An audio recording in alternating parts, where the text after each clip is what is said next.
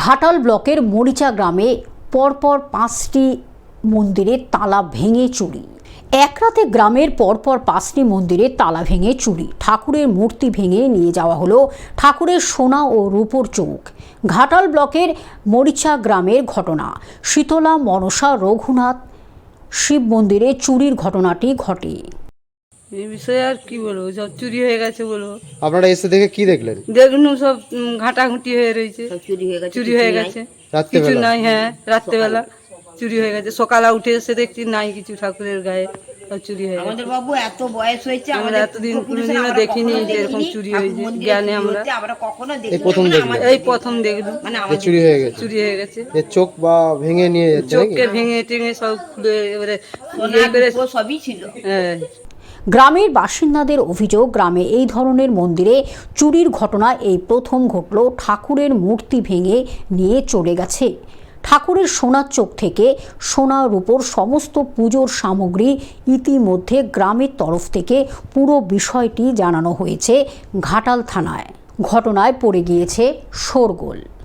মন্দিরতে চুরি হয়ে যাওয়ার ব্যাপারে হচ্ছে তো দরজাটা আমাদের দরজা দেওয়া থাকে, কোনো চাবি দেওয়া থাকে না, কিন্তু পরম্পরা চলে আসছে আমাদের এইভাবে।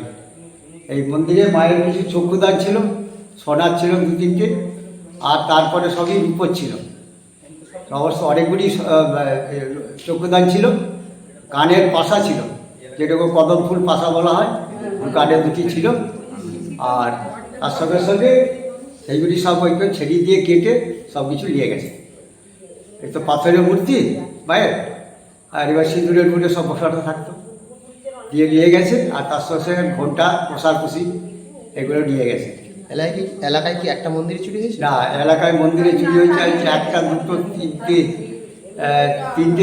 3টে 4টে মন্দিরে চুরি হয়েছে কালকে রাত্রে। কিন্তু শিব মন্দিরে বিশেষ কিছু দেয়নি। হ্যাঁ, একটা রাধা গোবিন্দের মন্দির ছিল, সেই মন্দির থেকে অষ্টধাতুর মূর্তি প্রায় 3টে বোধহয় মূর্তি নিয়ে গেছে।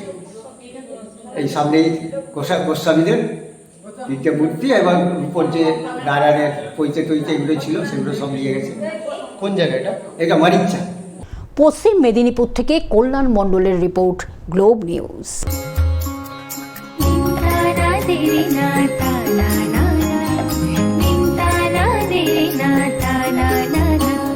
পাশে সবার প্রিয় গ্লোব টিভি, সাথে সবার প্রিয় গ্লোব টিভি।